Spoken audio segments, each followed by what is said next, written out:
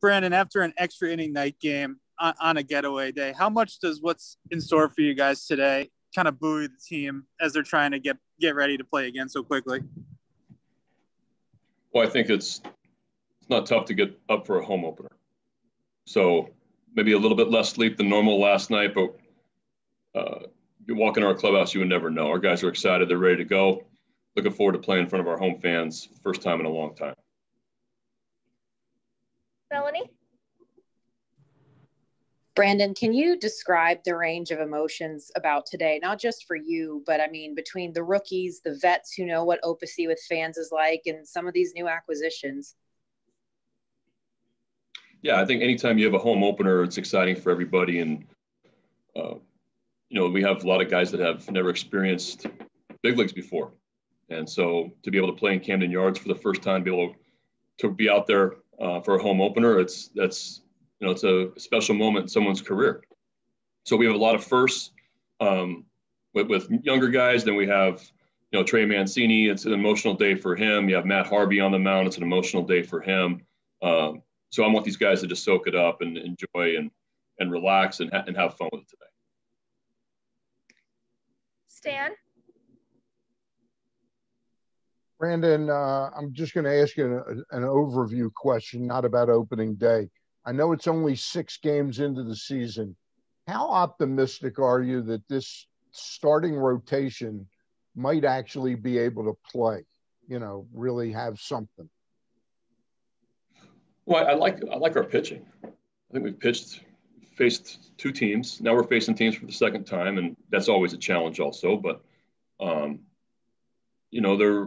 we pitched well so far. Our rotation's done a nice job. They've kept us in games. I think we're still building guys up. You'll hopefully see guys going deeper into games. That would really help out our bullpen situation. But our bullpen, for the most part, has done a really nice job. Guys have kept us in games. Guys have pitched with the lead and held it. So I'm encouraged about our pitching. I don't think we pitched great in spring training. I thought there was a lot of question marks there with our pitching. It's still really early in the season. So we're only 6 games in. We got 156 more to go. But so far, I feel like we've thrown the ball extremely well. We have some young pitchers in the rotation. We have young pitchers in the bullpen. All these guys are going to go through experiences for the first time. Like I said, once you get to the league once, then twice, it becomes even more challenging. So we're going to have our highs and lows because we're so young and inexperienced, but off to a good start. Sean? Hey, Brandon. Good to see you virtually. So you mentioned the clubhouse and the kind of how everybody's excited. Can you kind of elaborate or kind of take us inside that clubhouse since we're not able to go in? What is it like, before the home opener this year, especially since you guys come in with a 4-2 record? Yeah, I think our clubhouse, you see a lot of smiles on guys' faces. Guys are getting ready. Guys are hitting the cage right now. We're going to go out for BP, and I think we just went out. Just went out for stretch for batting practice. Pitchers are going to go out there soon to throw. But, home opener special. A lot of guys' families are here, friends, family. So that always makes it fun. And, like I said, all these guys have never experienced Camden Yards before. So you see guys walking out to the field to kind of take some pictures, soak it in a little bit before they have to go out there and go to work. Dan? Yeah, Brandon, you had mentioned Trey, and obviously you were there in Sarasota for his first at bat and in Boston. But being there in front of the home crowd, the orange carpet, being introduced for the first time in front of 11,000, will this take on a little bit different meaning for you, do you think, for him even? Or is it going to just be kind of another step? I definitely don't think it's another step. I think I think Trey has put a ton of pressure on himself so far. And I think that he's been dealing with a lot and talking a lot about it. I think he just really wants to go play. I know he's going to really enjoy this moment. He's going to have his family here. It's a big deal for him to play in front of the home fans again.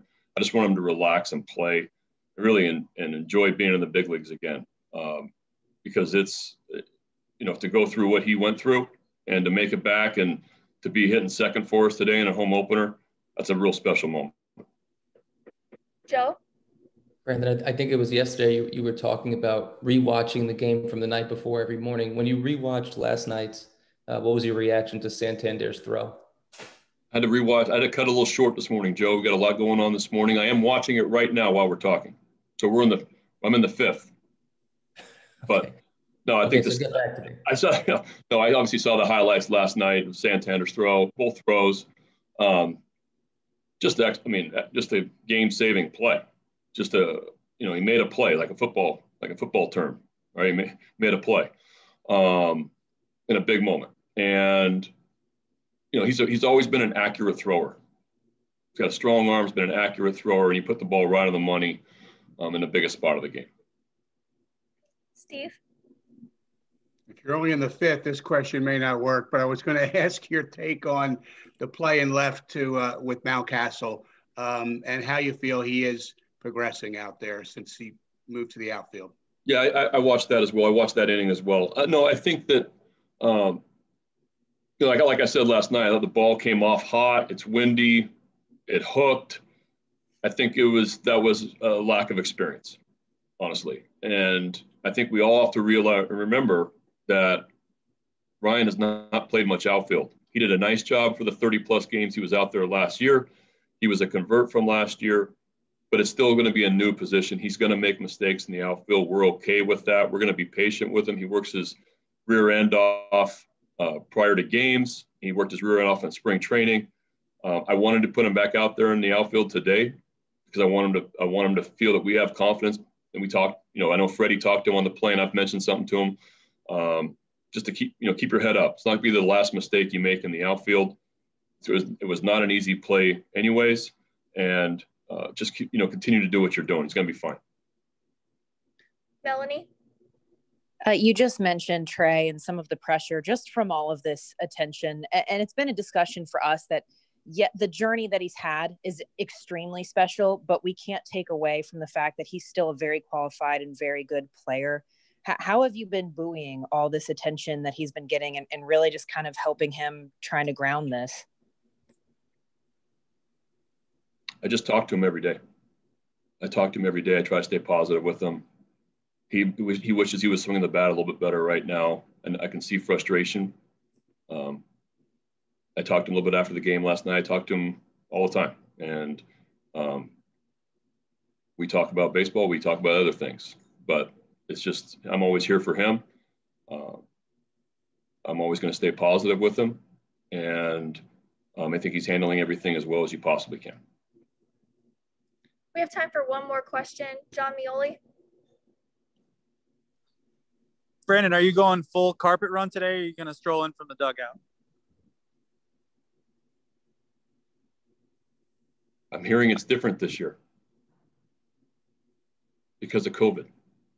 Oh, But I'm still going to stretch, foam roll, and make sure the Achilles are fully stretched just in case.